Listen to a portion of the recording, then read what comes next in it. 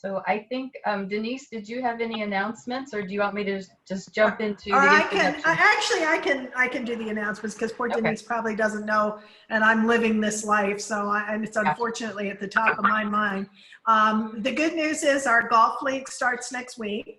So the golf courses have been open. We are maxed at 32 golfers.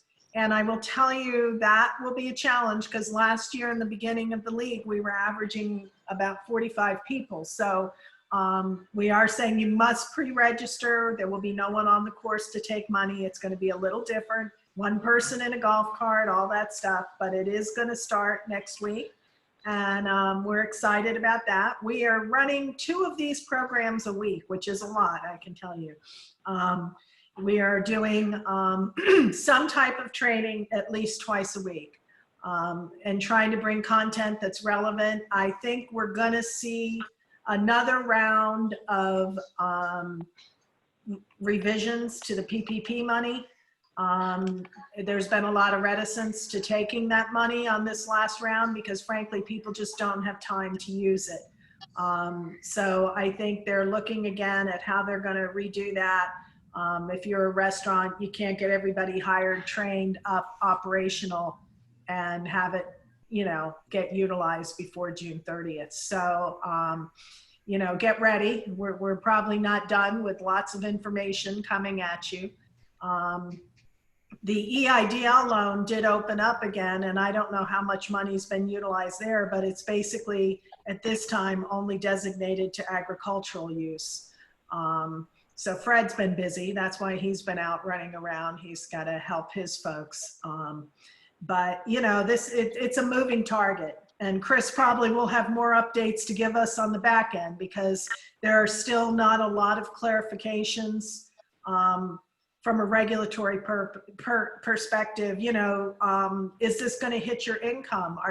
Can you deduct, they're not going to let you deduct it as a loan and take the income. So there's still unanswered tax implications as well. So I see us doing seminars frequently for a while here to keep everybody up to date, but that's what we've really been trying to do. And if you haven't gone out to my website on the COVID-19 section, please do so. It's right on the homepage. I have an extensive amount of resources, both for businesses and individuals. We update that almost every evening to put whatever has happened during that day live. And we also have a listing of our restaurants, and we are starting to update the tourism tab. So it's going to have a lot of information as we move forward, and I encourage you to utilize it. And that's it. We're thrilled to see you all this morning. Good turnout, and I'm excited to hear what Joanna has to say. So I'm out, Raylyn. Okay. Well, okay, one quick thing. Janet, I have 2 screens here, so I look back and forth. Janet, I might have some ideas for you, so maybe we could connect offline. I don't know the scope or scale, but as you were talking, I had 2 ideas for you. So I'd love to connect after this for your food bank issue. So, okay. I'm excited about this, you guys, because these are troubled times. I think it's safe to say that without any trouble, but Joanna brings to these sessions a lot of tips that can help anybody help themselves and their clients as we go through these times. They're tips to be a better leader during turmoil. They're tips to be just a more optimistic person overall. And what a lot of people don't realize is that staying positive is critical because your emotions are directly connected to your immune system. So Joanna will talk a lot about that during the presentation. And Paige, we're glad you're with us to hear Joanna. That was nice to hear. But she talks a lot about the mind-body health connection. So in this webinar, we'll explain the science behind it. We'll give you 7 tips to help. But it really does help you understand if you're negative in your brain, it affects your body. And right now, our immune system is critical. So it's evidence-based. It is, I call it kind of a studied, rational, physiological, psychological, very complex science. And thank goodness Joanna can explain it because I can't. So Joanna Brandy is one of our most popular instructors. She's been at the nonprofit chamber at Pompano with us, I think once before. And she is a certified chief happiness officer. She is a happiness coach, and she's a specialist in creating customer loyalty, which also means donor loyalty. So she is on both sides of the fence, the for-profit and the nonprofit. And plus, very important, for more than 21 years, she has been a trusted resource and a speaker for Vistage, which is the world's largest network of CEOs. It's a CEO peer group, and they count on her to come to their groups every year and present and help CEOs bring more positivity, a positive culture to their organizations. So that's Joanna. That's the setup for today. And Joanna, the floor is yours. We'll take questions in chat, and we'll answer them, I believe, at the end. We'll save the questions for the end. So just throw them in chat. We'll monitor, and we'll get to as many as we can. Okay, good. Well, then I can move on here. So thank you, Raylyn. I always appreciate that. Well, the world seems to be temporarily closed, although it sounds like from what we heard, you all are not temporarily closed. And I want to tell you, I'm really impressed to hear about all the different things that you're doing to jump in there and take advantage of this opportunity. As Jean said so well, in every crisis, there are many, many opportunities and many, many possibilities. So this crisis is giving us the opportunity to stretch ourselves, to flex ourselves, to be more creative than we've ever needed to be before. And that's why positivity is really important, because I'm going to show you how the brain works when it comes to positivity and why it's so important right now. But first, I'd like to just take a look at how have you been feeling this past 2 months. I don't know about you, but I've had an entire range of feelings. So I put down my range of feelings. I've been joyful and grateful and inspired and calm and angry and anxious and depressed, not all at the same time, but that's been the range. So if you could just type into the chat box some of the things you've been feeling too, you could type in as many as you want, but what are the kinds of feelings? And if I missed the feeling that you're feeling, let me know. And let's see if I can find the chat box here. Oh, excuse me, I'm going back to that one there. Uh-oh. All right, so it turned my screen off. Let me go back. You would know I do this a lot. Okay, let's try that again. I just need to get back to here. There we go. Nope, it's not letting me go back. Okay, so how about just typing into the chat box the kinds of feelings that you've been feeling. And I may not be able to see that chat box for a moment. So look at that. That's not happening. Okay. Raylyn, would you watch that chat box for me? I was just going to say, Joanna, normally we do a poll here, guys, and it's really interesting to see. We ask people to pick 4 emotions or to share some other ones, because when we did this about a month ago, there were a lot more negative emotions. I think by now, I think we'd see some more positive. So Joanna, we'll just skip this part and go on. Okay, you don't want to try to do it there? Okay. No, let's keep going. Go ahead then. Let's say I'm seeing more people get hopeful. How's that? I am seeing more hopefulness and less despair than I did a few weeks ago. And just judging by the conversation we just had, I'd say that was an extraordinarily positive conversation. So we're moving in that direction. And it's perfectly normal to feel any one of these things, because we've got so many different areas of our lives that have changed. So we always have a choice. We can choose the path of positivity, or we can choose the path of negativity. So we always have a way of looking at things. So I want to talk to you today about why sometimes it's a little harder to choose that path of positivity, but why it's critically important that you do. Your body hears everything you say. So whether you say it out loud or say it to yourself, your body is listening and your body is reacting. Because every interaction, every thought, every time we have a conversation with someone, every time we take in information and we process it and listen to it, every change in that mental emotional state, whether it's conscious or unconscious, is actually accompanied by a change in the physiological state of the body. But one thing that struck me and really turned me around when I began studying happiness 16 years ago with my teacher, Dr. Martin Seligman, was when I learned that positivity and negativity actually live in different places in the brain. So when you are feeling positive, the neurons in the left prefrontal cortex start lighting up, having a little party. When you are feeling negative, the neurons in the right prefrontal cortex light up. And the other thing that happens when you're feeling negative is that your body, your brain imprints those feelings deep down in the middle of the brain, in the limbic system, so that you will remember them. Because as an evolutionary tool, this was very, very helpful, because as we moved from living out on the savannah all the way up to where we are now, we had to really be aware of what animals were safe to eat and what animals were going to eat us, and what mushrooms were safe to eat and what part of the forest you didn't go into. So it's a very handy tool to have. However, that means we are storing those negative emotions. The negative emotions are actually more powerful than the positive emotions. This was helpful to me, though, because the thing I learned is that you cannot be in a positive emotion and a negative emotion at the same time. So when I get stuck over into the negative portion of my thinking, of my brain, when I get stuck there, once I realize I'm there, and that's the key thing, is that noticing where you are. Once I realize I'm there, I can tell myself, this is my cue to turn left. Because when I say to myself, oh, come on, just turn left, it means get over to the other side of your brain, girl, and everything will change. So we have a choice. We have to be aware to produce that choice. Now, this is my way of saying it. You may have your own way of saying it.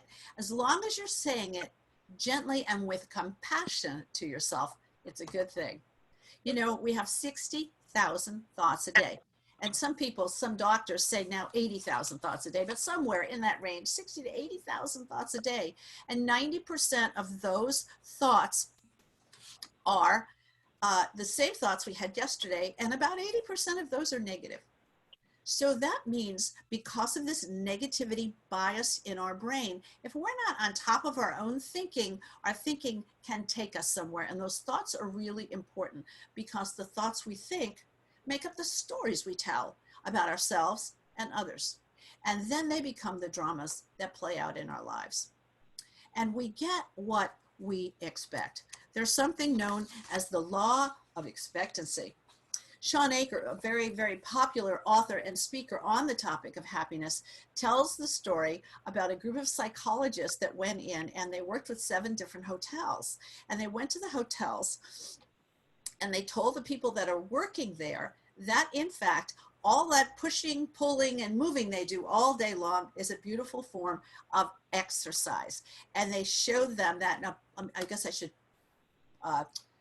first put this story into perspective. They measured everything. They measured their temperature, they measured their blood pressure, they measured their weight. They took a complete physical on each one of these people so they could see what would happen. So there were 2 groups. One group was primed to believe that the work they did was exercise, and the second group was just told how to clean the hotel better. And so what happened in that is that the groups that believed that they were getting exercise actually, at the end of the experiment, had lost weight, had gotten stronger as far as their muscles, their blood pressure went down, their weight went down. I mean, it's just amazing. So when you believe in a positive outcome, even if it's just told to you the way it was told to them, when you believe in that positive outcome, that's the first step to getting it, is that you have to believe it's possible, which is why now the law of expectancy works both ways. So if you expect something negative to happen, that can happen too. So there's been a lot of experiments that are teaching us about how the brain works. And as long as there's a control group, in this case there was, half of the employees believed that they were getting exercise, and the other half didn't get the results because they didn't believe it. So our belief systems matter. There's an old experiment that went on many, many years ago. It was called the Oak School experiment. And psychologists went into a school system and picked out the names of children at random and told their parents and their teachers that these children were budding geniuses, and this was the year that they were going to blossom.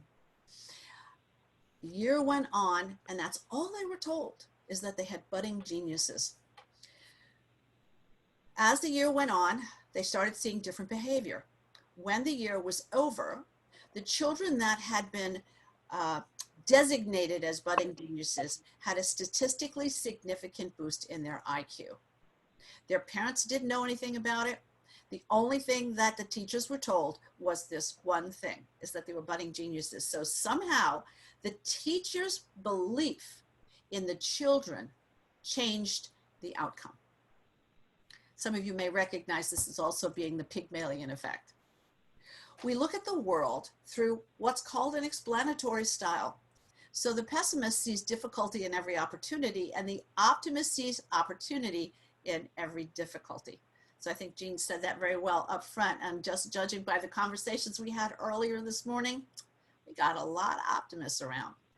But just so you understand, this explanatory style is sort of a filter on how we see the world. So a pessimist is looking at a negative situation as if it's permanent. Pessimist is looking at that same situation as if it's pervasive. It's going to happen everywhere. So down here in southern Florida, when it's raining, or a day like today when it's not such a great, well, not that a beach day matters anyway, where I live, but in Florida, where if it rains and somebody's here on vacation, you'll hear the pessimist. You know, oh, it always rains on my vacation. I can't stand it. Every time I come to Florida, it rains. So a pessimist has that kind of view of the world that it's very, everything's very pervasive, and they take everything personally. An optimist, on the other hand, when faced with a negative situation, they speak of it as temporary. Oh, look, it's raining. It's Florida. It'll probably stop in 15 minutes. But in the meantime, let's check the movie schedule, or check out the museum. Let's take a look at what the Pompano Chamber has for us. You know, so they have a lighter and very temporary view of the negative thing, because they're going to replace it with a positive thing. And they get very specific. It's only raining today on Tuesday. It doesn't mean our whole vacation is ruined. So you can see the difference in that explanatory style. And your explanatory style can be changed. I know. Now, optimists live with hope, faith, and joy. It's part of how their wiring is. They're healthier, more creative, and open to possibility. They're more fun to be with, as you know, and they tend to have lower blood pressure, lower cortisol, and fewer heart attacks. And the best part is that optimists live 7 to 9 years longer than pessimists, or people that say they're realists, because realists are generally pessimists in disguise. So here's how it works. Every time you have a thought or a feeling, you make a chemical. The thoughts or feeling of goodness create what I call the chemicals of calm. This is serotonin, oxytocin, these kinds of chemicals that turn on your parasympathetic nervous system. That's the part of the autonomic nervous system that helps you rest, helps you digest, and most importantly, helps you heal. So those thoughts or feelings of goodness are creating the chemicals that turn on your immune system, might be another way to say that. And the thoughts or feelings of negativity create the chemicals of fear. That's the fight or flight system, the sympathetic nervous system, the fight, flight, or freeze system that pumps out the adrenaline and the cortisol and the chemicals that are absolutely necessary in a moment of emergency to get you out of there, to flee or fight if you have to. But if those chemicals stay around too long, they begin shutting down your immune system for up to 6 to 8 hours. So those internal stories that we tell ourselves, because we're all storytellers, will either spiral us up to feel better and better, or spiral us down into what I call the rabbit hole. And I know the rabbit hole well, so I can speak about it. The primal part of the brain is what controls this. So when we are faced with something that we don't understand, when we are faced with something that's unusual, the primal part of our brain actually, asks the kind of questions like, can I eat it, or is it going to eat me? Because that's how that's how the system works. And there are really 3 parts of the brain. The lower brain function, that's the real primal part of the brain. Then the midbrain function, that's the mammalian brain. That's where we create emotion and store memories, good or bad. That amygdala is right there in that midbrain function. And that's where we store memories of everything bad that has ever happened. So if we see that thing again, we'll know to be alert to it. And it totally makes sense when you realize how the brain evolves over time. And in utero, before you are born, your primal brain, your brainstem grows first, and then your midbrain, and then the higher brain function comes on top of that, the neocortex. And that's where we can analyze things, and we can be creative, and we have great intellectual capacity up there. But truly, we are hardwired for hard times. So that stress reaction usually takes over. So there's a stimulus and then a reaction. Then the reaction is often based on something in the past or something we're afraid of, something that we're referring to in our brain that happened once before. Oh, the last time this happened, I got hurt. So and this is all just our natural programming. So we go back to sort through and see whether or not we want to move forward with this. But the body produces those 50 plus stress chemicals every time we have that reaction. Now, one thing that stimulates that reaction on a daily basis, by the way, is watching the news. CNN, constantly negative news. Now, we all have to stay informed, but at this point, we've watched plenty of it. There's not too much going on that can't be watched in a short video or tune into your favorite station or whatever. But every time we watch that news, it shuts down our immune system. So we have to be really, really careful not to keep stimulating this reaction by turning the news on several times a day or even reading it. So be careful about what you intake, because when you get that stress reaction, your body gets ready. So your blood starts pumping and your heart starts pumping because the body thinks you're in danger. And then we go into that fight, flight, or freeze reaction. Important thing to understand here is when we're in fight, flight, or freeze, all non-essential systems in the body shut down. So your digestion shuts down, your immune system shuts down, everything shuts down when you are in that state of fight, flight, or freeze. So we want to watch out for that, because when our brain is like that, it narrows, and the only thing we can look for is more of what's wrong as opposed to what's right. And of course, that makes sense. If you were out in the woods and you thought you heard a bear, you would want to narrow your focus to anything that smelled like, looked like, felt like bear, right? This is useful in small doses. Problem is, we use it way too much. The immune system shuts down for up to 6 hours when that happens. And that's the one thing we need to really understand, is when we take in too much of the negative, when we allow ourselves too much of the negative, we are literally shutting down our own immune system. The thoughts we think make up the stories we tell, which becomes those dramas that we live out in life. So those stories are going to spiral your emotions either up or down. And storytelling is in our blood. So if you think about it, that's something that we get an emotional reaction from other people from. So we go to the bank at lunchtime. We have a not so wonderful experience there. We come back to the office when there was an office, or those of you who's still working. We come back and we might tell that story over and over and over again, because that storytelling is in our blood. The problem is with the negative stories, every time we do that, we are kicking off that fight or flight response. And the estimates are, this is pre-COVID, the estimates are that in this country, we activate the fight or flight response about 50 times a day in reaction to all the things that are going on around us. So the most important story we tell is the story that we tell ourselves. Do you tell yourself each day, I am strong, I am healthy, I am capable, I am willing, I am open, I am creative?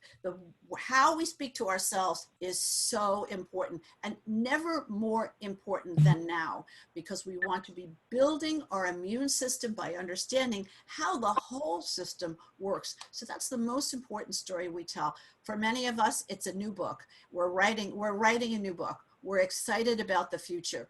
We don't know what we're going to do next, but the amount of creativity that we're seeing is astonishing. You talked about the TAP 42 and what they've done. They jumped right on it. They've come up with a new idea. And this is what we are capable of. This is our birthright, to have that kind of creativity. So look at this as an open book. We believe as Americans that we have unalienable rights: life, liberty, and the pursuit of happiness. But here's a fun fact I picked up when I was studying with Angeles Arian, who's a cross-cultural anthropologist. She said that in Thomas Jefferson's day, pursuit actually meant practice. So maybe what our forefathers were telling us is that we're not supposed to be running around chasing after happiness, but we're supposed to be practicing it. So that's what we're talking about today. How do we practice? I'm going to use the word positivity because sometimes the word happiness rubs some people the wrong way, because they think of happiness as the Pollyanna-ish yellow smiley face thing. So to be safe, I may talk a little bit about positivity. I'll switch back and forth. I love the word positivity. Happiness is a practice. It's like exercise. We have to do it every day. We have to do it every hour sometimes. We have to do it every quarter of an hour sometimes, especially when things are rough out there. But happiness is a practice. It's a process, not a place. It's a habit, and it's a good habit to have. It's a skill that can be learned and practiced, and if I can learn it, anybody can. It's a work ethic for some people like me. It's part of how I do my life. It's a choice that actually physically changes your brain, because the brain is, the word they use is plastic. It's called neuroplasticity. The brain is continually changing in response to our feelings and our emotions. It's like a muscle you exercise. So happiness or positivity can be a muscle if you exercise it every day. It doesn't just feel good. It happens to be really good for you. And it also happens to be a competitive business strategy, because when you have a positive culture, when you have a happy workforce, when you have people that are excited about coming to work every day, they come to work in a whole different way. Happiness is also a KPI, which is what I love about it. It's now able to be measured. It's measurable, definable, predictable, and changeable. So we can measure over a period of time exactly what is connected to that happiness, what creates the happiness, what needs to be changed. We can predict whether or not an employee is going to quit a year down the road just by monitoring how happy they are. Einstein said, "The world we create is a product of our thinking." So if you want to change the world, change your thinking. Everybody has a happiness set point. It's like an emotional thermostat that keeps us very steady, just like your temperature goes up or down depending on whether or not you are ill. The homeostasis is 98.6. Well, that's what happens with our emotional thermostat, our happiness thermostat as well. And it tends to want to keep itself steady because that's what thermostats do. And so it creates an adaptation response. If you want to create happiness out there, is if you look at happiness, I'll be happy when I get the raise, I'll be happy when I get the donation, I'll be happy when I get the promotion, I'll be happy when I get the new car. If you're looking at happiness as out there, you may be happy for a short period of time once you get what you seek. However, within 2 or 3 months, your body will find its way right back to its normal happiness set point. They've done a lot of studies on lotto winners, and it barely takes a year before those people are back to their normal level of happiness. And some lotto winners actually become more unhappy after a year of having money, which is really interesting. And I suspect that's because relatives you didn't even know you had come out of the woodwork. Now, your happiness is about 50% genetic.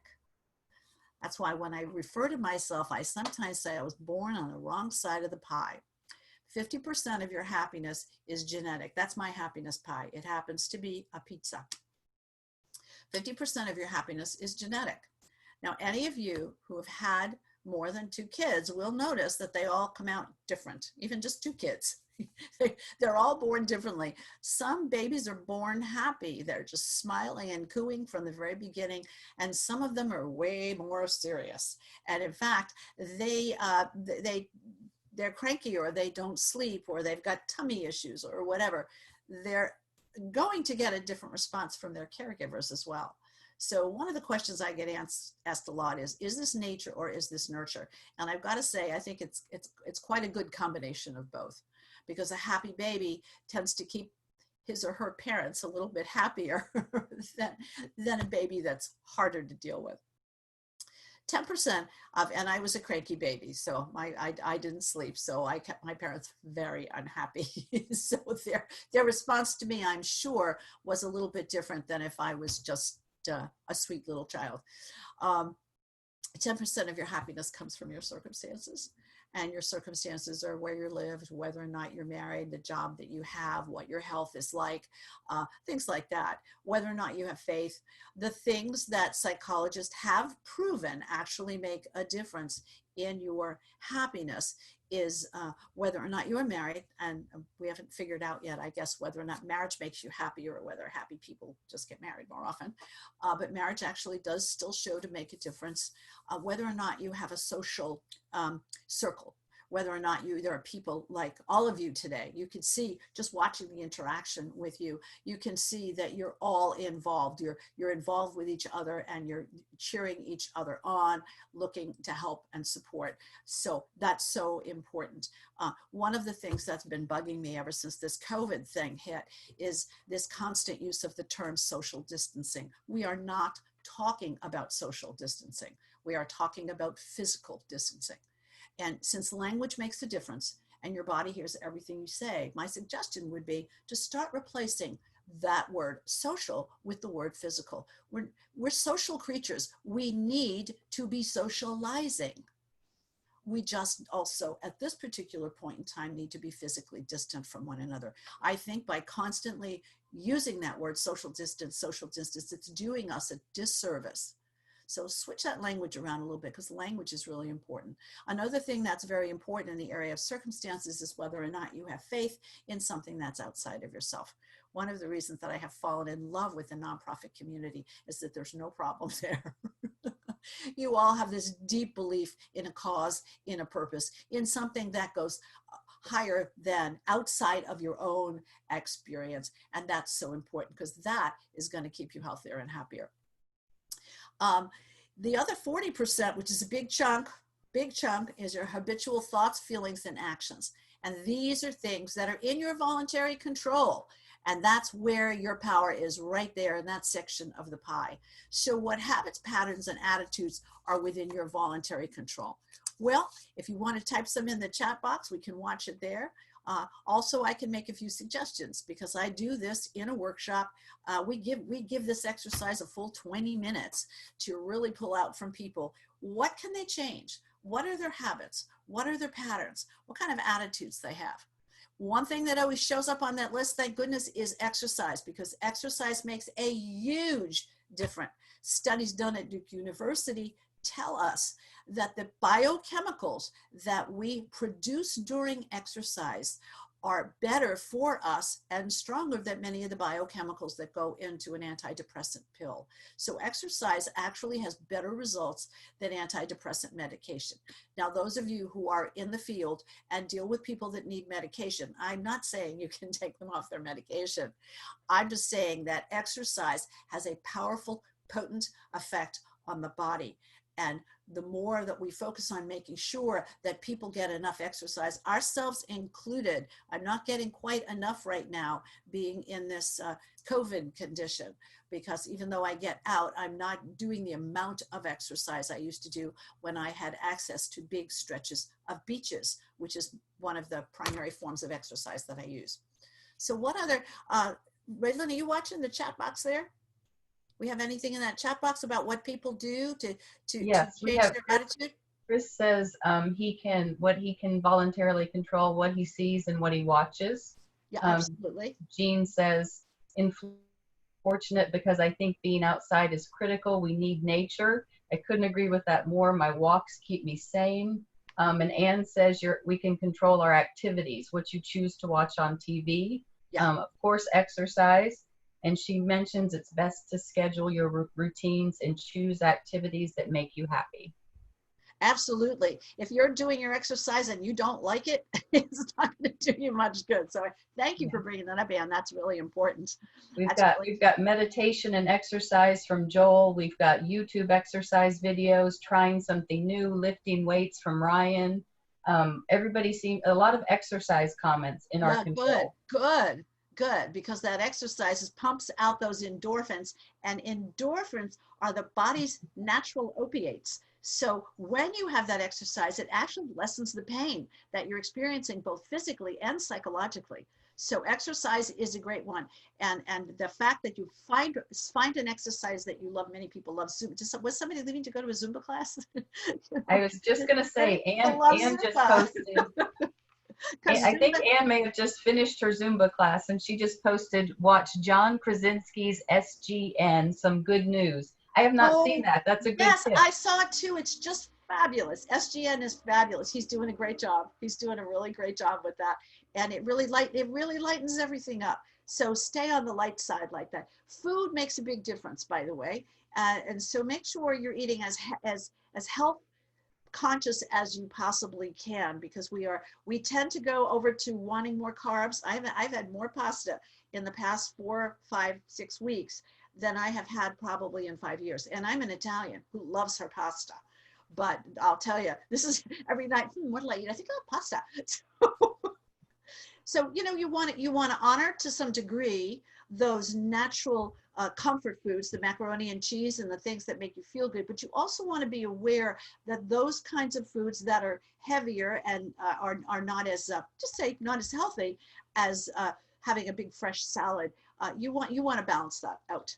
So there's lots of stuff that's within our voluntary control that can help us stay happier, because that's called outsmarting your happiness set point. So when you change your habits, when you change your patterns, I actually keep, embarrassed to say, but love this little spreadsheet that I have that one of my colleagues gave me. And I actually list the patterns, the things I want to do every day, the habits I want to do every day down one side, and the days of the month over here. And I'm actually checking them off, because at the end of the day, when I've checked off a number of them, I feel proud of myself.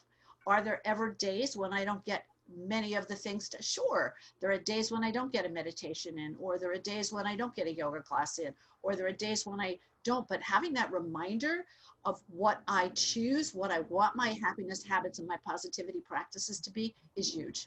Is absolutely huge. So that's part of my voluntary control. I want to pay attention to it, because I know that those habitual thinking patterns that we have can encourage us to grow and improve and expand, or to narrow and contract if we're using negative thinking patterns. And you really can't continue to tell the old story of where you were and move in the direction of the new story. Your life is waiting to become, and that's key right now. Actually, there is no old story anymore. Don't dwell on the past. Just find the possibility in the future. Because to change your reality, we need new thoughts, new choices, new actions, new behaviors, new experiences, new feelings. And I am very hopeful about this whole situation, because coming out of this, we're going to find people with new states of beings. This is particularly important for anybody in a leadership position, and I know you all are. Particularly important that you are changing your reality and teaching other people to change theirs. The moment you move to that elevated emotion, this is Dr. Joe Dispenza, who I adore. The moment you move to the elevated emotion, you're more prone to seeing possibilities about yourself. Let me tell you why that happens. When you are experiencing an elevated emotion, a positive emotion, the right hemisphere of your brain and the left hemisphere of your brain begin communicating better together, and you are able to see the whole picture differently. You are able to think more holistically. And they've done, the science have done tests on this. It actually changes your peripheral vision. So when you are in a positive mood, you are actually seeing more. And when you see more, you have more choices. And when you change the way you look at things, the things you look at change. So happiness and positivity is not a vague state of mind. It's a specific, measurable state of the body. So we can track distinct brain activity. we can track a distinct heart rhythm, and we can track a distinct body chemistry. We know that positive emotions make us smarter. That capability of being able to see more actually increases our creativity 3 to 10 times. And in some of the studies that we've done on the happiness KPI work, we've seen a lift in innovation in companies of between 300 and 400%. So being in this positive state is critical for creating something new. Positive emotions make us healthier. They actually help us produce more T cells. The T cells are the part of your immune system that fight off disease. So the more positive and happy you can be, the healthier you will become. They make us more socially adept. More people are more productive just in the presence of positive people. So I'm sure you've seen that, and I'm sure you know that. So the more socially adept you are, the wider your social connections are, the more likely you are to become wealthier because you know more people, you have more support, you have more help. It just spreads right out there, and it helps you to ultimately become wealthier. And you're more likely to achieve the upper level of your potential when you experience positive emotions. It doesn't differentiate between your work life and your personal life. Whether you're a musician, a golfer, a swimmer, it doesn't matter. In the state of positive emotion, you're going to do better at whatever it is you are doing. And the good news is, for people that don't like the thought about, and again, we use happiness, positivity kind of interchangeably, but look at all these wonderful positive emotions.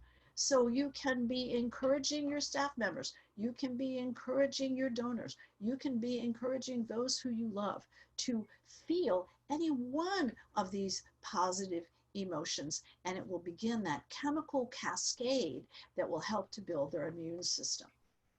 Here's the thing about negative emotions and positive emotions. Dr. Rick Hansen, who is a neuroscientist as well as a psychiatrist, tells us that negative emotions are like Velcro. They stick. They stick. They're supposed to. We're supposed to remember the negative things because there's danger there. But positive emotions are like Teflon, and they slide off really easily. So that would lead us to believe that we need more of the positive ones because they're not sticking. And that's very true. So when you have a positive emotion, hold on to that positive emotion for 20 seconds or more so that positive emotion can start doing its work in your body to begin to shift the biochemistry of your body. So don't just look outside and say, oh, it's a nice day. Look outside and say, oh, it's a nice day. The sky is really blue. Oh, I love the white puffy clouds. Oh, the greens of the palm trees look magnificent today. Stay with the feeling until you infect yourself with it, and then it does its magic in the body. Negative emotions are going to shut down that immune system for 6 hours. Guess what? Positive emotions will build that immune system up for 6 hours if you remember to stay with those positive emotions. It turns out that the human body works best when it's positive 5 times more than it's negative. And the good news is you can train your brain to be happier because neurons that fire together wire together. So as you create new habits and new patterns, what's really happening is that the neurons in your brain are connecting up and building new neural pathways. When you build new positive neural pathways, guess what? The old ones disconnect and begin to wither. That doesn't mean you don't experience negativity, but it means you get to the positive emotions faster. So our goal through practicing this is to create those super highways in the brain that create happiness faster. There's a whole science around this. It started about 20 years ago with Dr. Martin Seligman, who was my teacher. And now we have so much information about what helps us be happy, what helps us stay happy. And Barbara Fredrickson, who is out of the University of North Carolina, has done stunning work on positivity. That's what her first book was called Plasticity. Her second book was called Positivity Ratio, and that's what we're looking at here. She says that there's a tipping point. When we have 3 times more positivity than negativity, we cross the line between languishing and flourishing. Then the next step after languishing and flourishing is high performance. So if you're looking for high performance in any area of your life, you want 5 times more positivity than negativity. So you want 5 times more acknowledgement or affirmation or praise. You want to give 5 times more. You're a leader.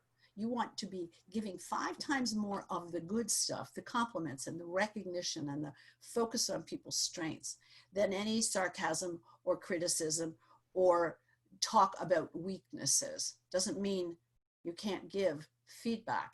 It means that you build up a very big, fat, gorgeous, emotional bank account of the positive stuff, of focusing on people's strengths. So it's 5 times more questions that are focused on what's strong rather than what's wrong. 5 times more focus on what's right and what you want to create rather than what needs to be fixed and what you don't want.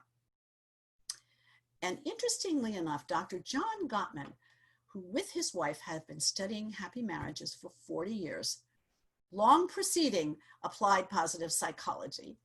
40 years they've been studying happy marriages, and guess what? Happy marriages have a 5-to-1 ratio as well.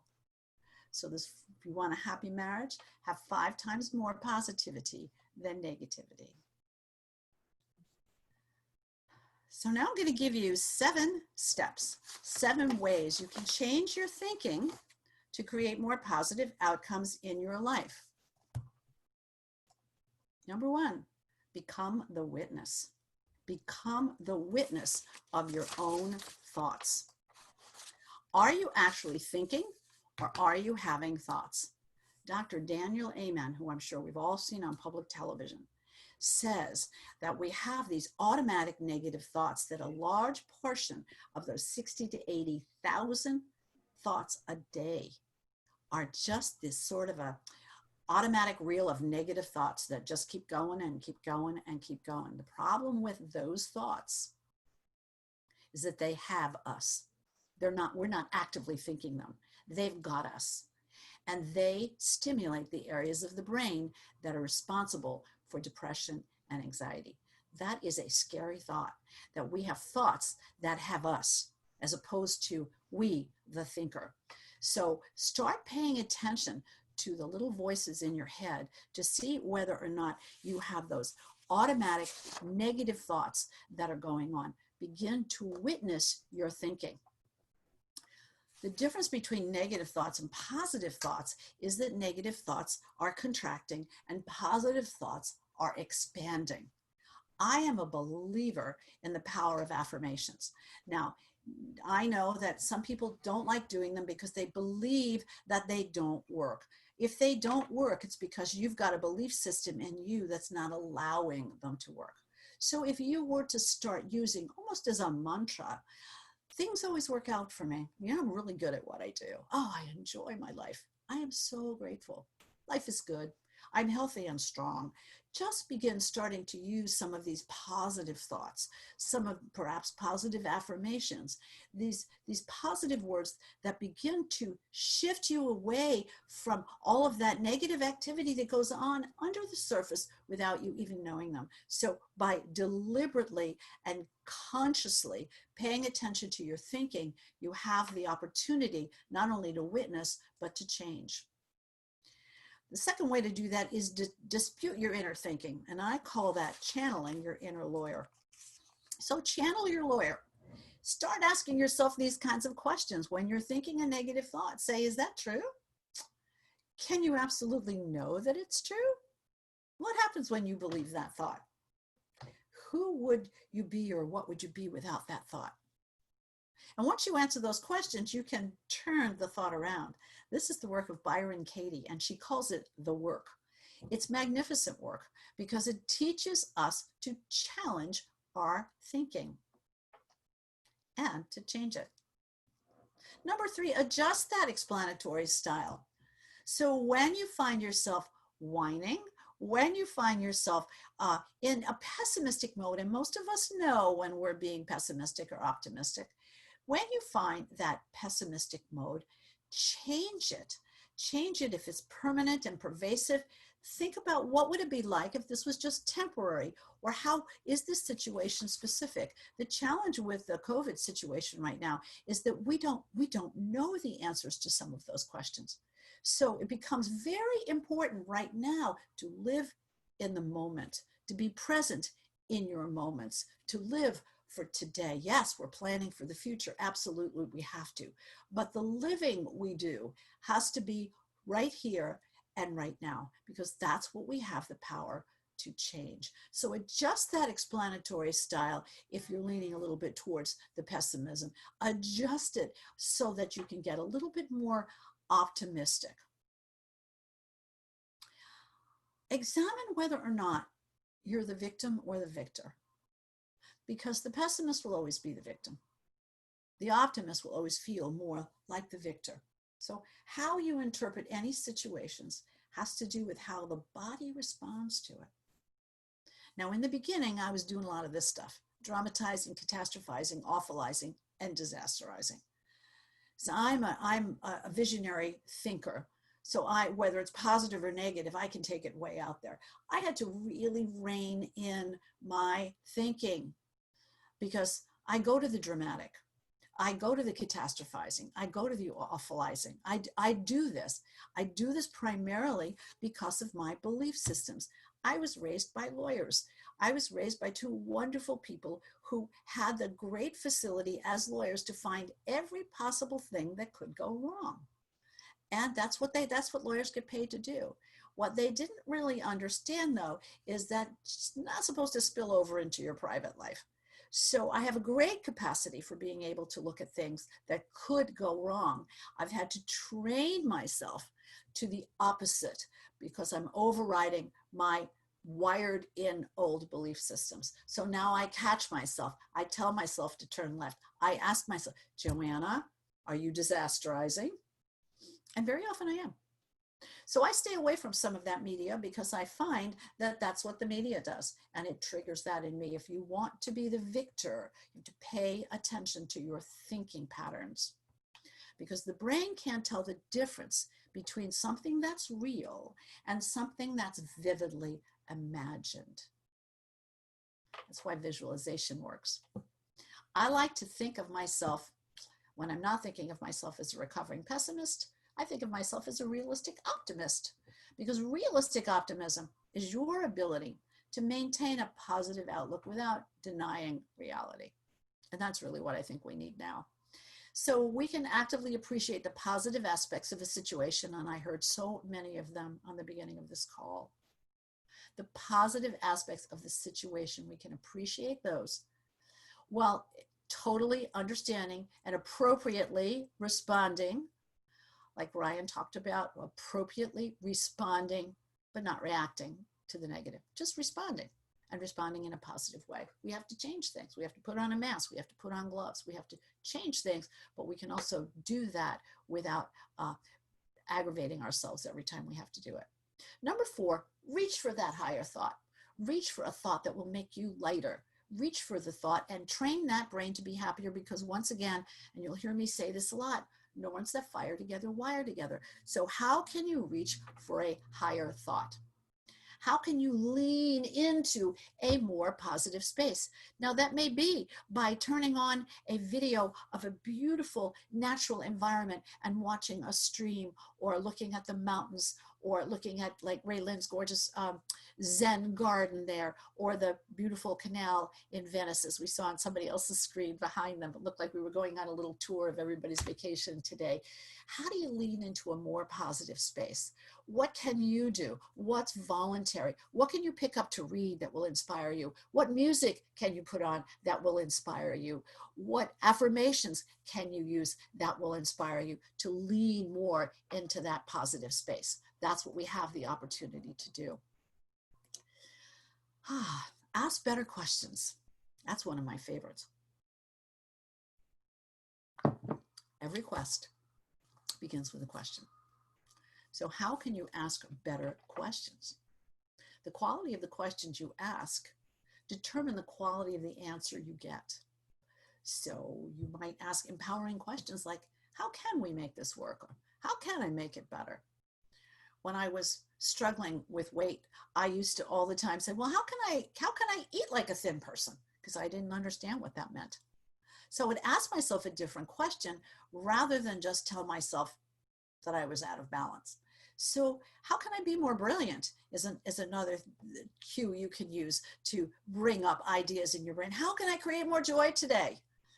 How can I give more today? How can I set the stage for success? How can I stay in alignment with what I desire? How can I always come out on top? You can see by asking empowering questions, you're giving your brain a direction, because the brain responds to questions. You get up in the morning and that's the first thing you hear in your head is a question. Do I have to get out of bed now? Is it really 6 o'clock? Or what am I having for breakfast? Or where do I need to go? Or I wonder if I should check my email. I mean, there's all, when you begin to analyze your thinking, you'll notice you're asking yourself questions all day long. What's for lunch, right? So the quality of the questions you ask determine the quality of the answers you get and the quality of results that you'll create. So stay away from those disempowering questions and focus on how can I ask more empowering questions. Isolate the good stuff. Get yourself a gratitude practice. I'm going to bet that almost all of you have one in one way or another. I like to formalize it. So you could keep a blessings book.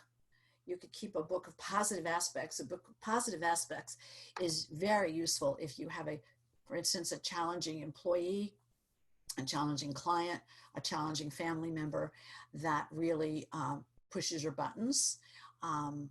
I used to have a book of positive aspects about a member of my family. I can recall that. And when I would get really frustrated, I would go inside and I would force myself to think about all of the positive aspects about that person and about our relationship. And when you write in that book of positive aspects, you begin to loosen up that negative emotion and it begins to shift it in you. So learn how to isolate the good stuff, because what we focus on expands in our life. So when I first learned, when I first went to happiness coaching school, we had to take all kinds of tests, assessments, I guess they call them.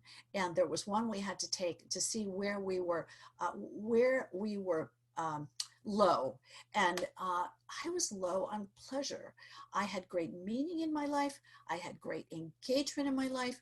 I had great relationships in my life. But on the pleasure scale, I was a little low.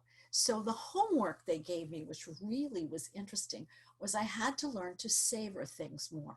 And I will tell you, that's my favorite practice.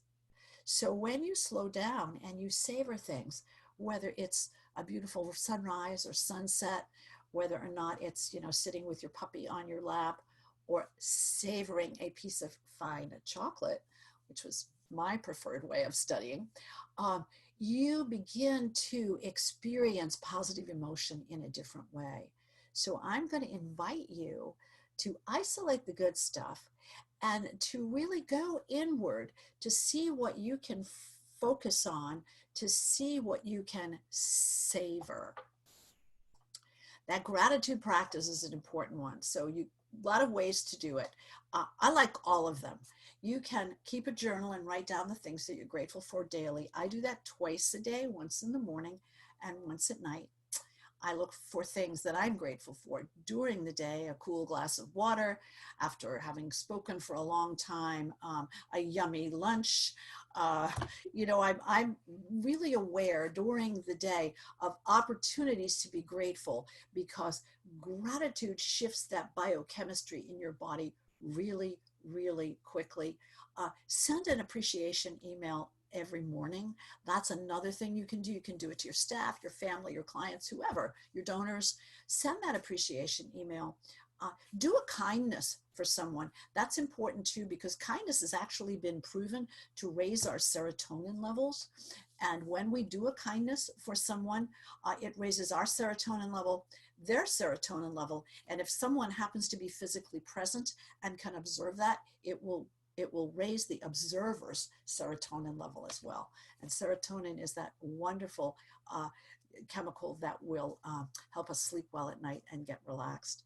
Write a gratitude letter. This comes straight out of the happiness coaching program that I took, where we had to write a gratitude letter to someone who we'd never expressed gratitude towards. The ideal thing was to present the letter and read it in person. Today, of course, we're a little bit limited in what we can do there, but you can still send it via email or call someone up and said, I'm sending you a letter via email. Can we open it together? And then read that letter to them over the phone, or just call them and read the letter and then send it afterwards. This is astonishing how much good it brings to you and brings to the other. And it's one of these evidence-based practices, and we know that it will raise your level of happiness and it will keep it steady for several weeks. So get on those gratitude letters and tell other people what you appreciate about them. Okay, now get out of your mind and into your body. That's really, really, really important. So getting out of your body and we talked so much about exercise. I'm not going to talk too much more about it, but what I will say is get yourself a playlist of songs that make you happier, and get up and shake and shimmy. I know Raylyn has her favorite songs. Get up and do that shaking and shimmying and move around, and that will increase your happiness altogether. So is there a return on happiness? You bet there is. Physical and psychological health, resilience, creativity, collaboration, motivation. There's a whole list here for you. But there's such a return on happiness, so important that we lean into that and get that done. So Raylyn, we have time for a few questions here. I know we're running maybe a few minutes over. Actually, I don't think we do. I think we were over time. Well, we're over, but I can leave it open. So if folks want to stay on, I actually had someone join us that I want to just give 2 seconds to do a quick introduction, because it really ties in actually with our program and with everything that's happening. Suzanne Higgins from Henderson Behavioral Health joined us, and Monica Blackwood did as well, but I think Suzanne's going to speak. Thank you, Jean. And I'm so sorry, I was unaware of this great call, so I'm glad I at least got on for part of it. Joanne, a great presentation. Thank you so much. I'm glad I got to participate in at least part of the meeting. As Jean said, May is Mental Health Awareness Month. However, I'm certain during this COVID pandemic and post-pandemic that every month is going to be Mental Health Awareness Month. You know, we see the numbers of mental health conditions on the rise with anxiety, depression, and suicide. So we all have to be very aware and cognizant and look out for one another and check in with one another. This week happens to be National Prevention Week. Unfortunately, we're also seeing a spike in alcoholism and drug use in addition to the suicide. And often those two things do lead to people thinking about suicide. So I would just like to say that it's very important to remember that mental health is part of health. There's lots of emphasis on what's going on with our first responders, but our Henderson staff and therapists and clinicians are also on the front lines. Luckily, we were able to pivot quickly to do telehealth and other video technologies so that we could stay safe and our clients and patients can stay safe. But just let's all take care of each other. Let's be hypervigilant to check in with one another. I've talked to a lot of just personal friends who are going through a very tough time. Obviously, Henderson is here to help. I also see that Fort Lauderdale Behavioral Health is on the call. You know, there's 211, but just reach out if you are you know, feeling anxious, depressed, or if somebody close to you is, because I've already lost 6 people that I'm aware of that were not even connected to Henderson through suicide, and those are going to continue, unfortunately. So thanks, Jeannie, for the opportunity. I appreciate it. Sorry we were late. We'll be on board next time and look forward to seeing you all in person again one day. Thanks. Thank you, Suzanne. Yeah, thank you, Joanna. What an incredibly powerful and I think well-timed presentation. The comments are rolling in.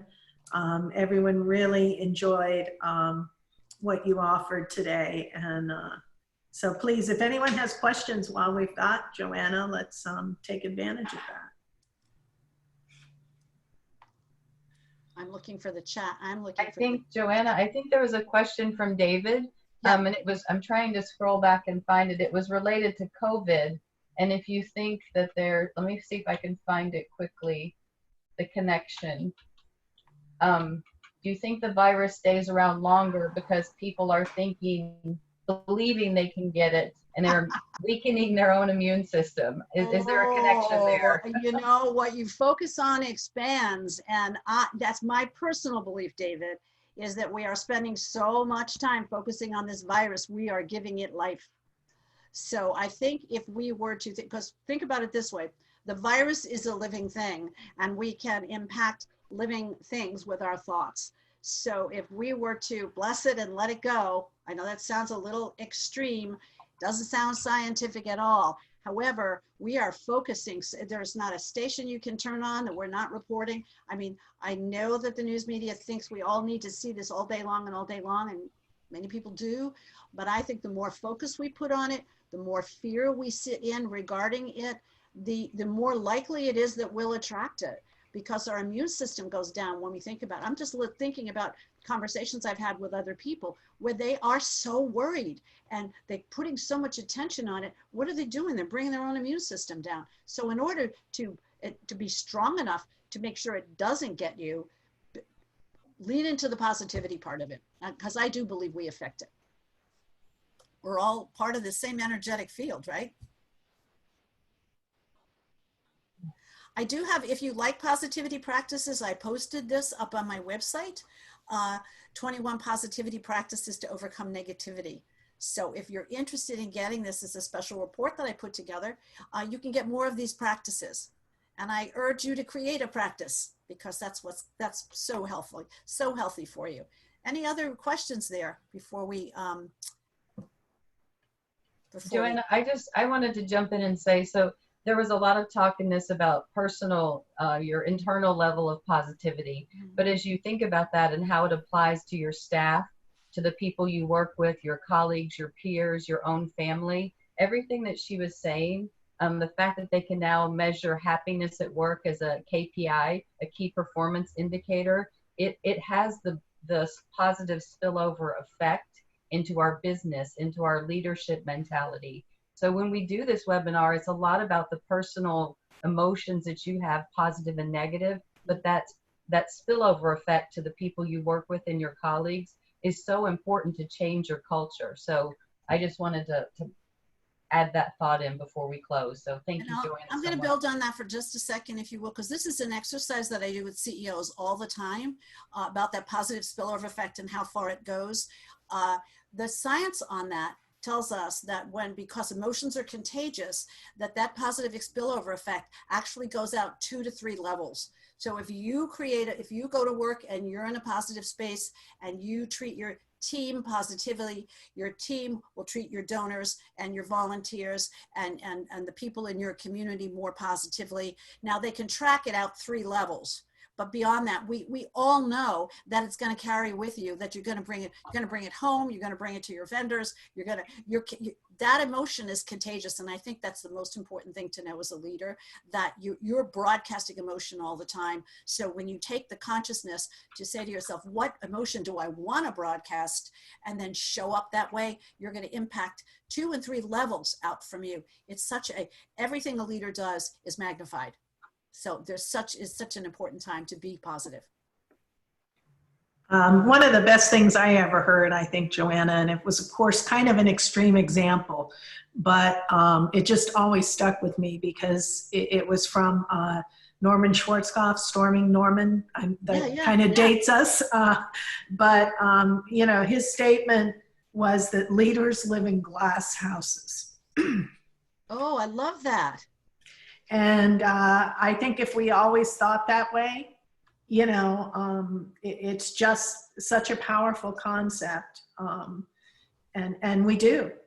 Everyone is looking to you no matter what you think. And of course, he was leading people into war. So, asking them to make an ultimate sacrifice. And yet most of his troops were known to be 100% behind him. So, just those concepts. Thank you for that. That's astonishing to think about, isn't it? Mm-hmm. I think we have to point out that Fred has changed his look for the day. Oh, On I a, keep- on a positive, humorous note, has everybody noticed Fred? Where's Fred? Fred, No, we Fred's can't face- see him because, Joanna, we can't see him because we're still on your page. I love it, Fred. Joanna, can you go back to full screen? We need to Yes. keep a positive mental attitude, and Oops. laughter is the best medicine. How do I get So back if we to can full do screen? something. Just stop to sharing your get screen. up I'm sorry, Fred. somebody. Oh, that's good. That's good. Let me stop sharing my screen. Stop sharing your screen and then everybody will see Fred. There So. we go. There we go. There he is. Thanks, Fred. Oh, I love it. I love I some of the figure things we that all you can have use here. to laugh, and laughter is one of the best medicines. So positive mental attitude, keep smiling, think good thoughts. It's the best way to get through all of this. Mhm. Oh gosh. And get It a is. costume, huh, Fred? And And- and, get a costume.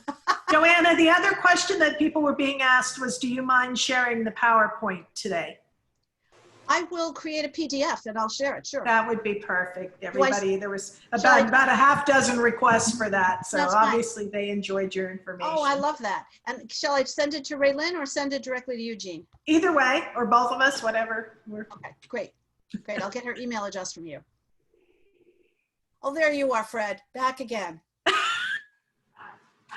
Well, Fred, I have to share with everybody, Fred has a unique situation. He cannot do any pain relief medication of any type. So Fred goes to the dentist and gets root canals and extensive dental procedures Oh my God. using his mind to overcome what's being done. Fred, you should be doing this seminar. Actually, I have done some, but meditation, self-hypnosis, Yeah, they're tremendous tools that can be used to keep the body functioning and keep us going. absolutely. Impressive. And Emily, you joined us too from Fort Lauderdale Behavioral Health. You want to just say hello quickly? Sure. Hello, everyone. It was a great presentation, very engaging, and I was very grateful to be a part of it. Thank you. Thank you. Well, yeah, I can't say enough. Great job, Joanna. And what perfect timing to offer this kind of information. We really, really appreciate it. Raylyn, great job coordinating all of this for us. Thank you to Denise, who was back there helping her. And it takes a village to keep all of this going. And I could not keep it all going without all of you. And I really so appreciate that. Please remember the resources that are out there. Many of you are providing them. Suzanne mentioned 211. I think we're going to see a lot of what Janet mentioned, a lot of issues with food come summer. The school system will stop supplying. So again, I think when you get outside of yourself and you help other people, it really in the end makes you feel better. So it's, I think those of us who are doing all right are going to need to really do as much as we can for everyone else. And I have faith that we will do that. So thank you all. And we enjoyed having you, and we are up and running. If we have to do this again next month, this is what we will do. And I'm excited that we got it going this morning. So everybody have a good day. Yes, Thank thank you, you. everybody. Raylyn, Thank you. yeah. Bye, everyone. Namaste. Thank you. Bye, Bye. everyone. Have a Bye, great Fred. day. Stay safe and stay healthy. Yes. You too. Got it, Fred. Hey, Fred, get a haircut. That's what I need to do. I think we all do. All of us, yeah. Jean, did you record the whole thing? I did. I Okay, did. great, great. I recorded the whole presentation. I don't usually record the networking in the beginning. Okay, so. yeah. Would you rather send out the presentation with the words or just the? Yeah, I would if I could. I'm trying, like I said, I'm working a little bit technology challenged here, but I'm trying to get the Zoom stuff onto my YouTube so that I can then put it from there onto the website. So I have someone younger and smarter than me working with me on that. So we're getting there. He Okay. pulled it down, but we still got to compress the size. So I'm hoping by next week we'll have that all up and running. Good. So in the short term, I'll send the PDF. Perfect, perfect. And we'll put it together so it's available. And I thank you so much for the invitation. Thanks. For Oh, having it me. was great. You really were great, Joanna. Thank you. A lot of great information. Good. All right. Have a wonderful day. Connie, it's good to see you. All right. Bye-bye. All right. Bye-bye.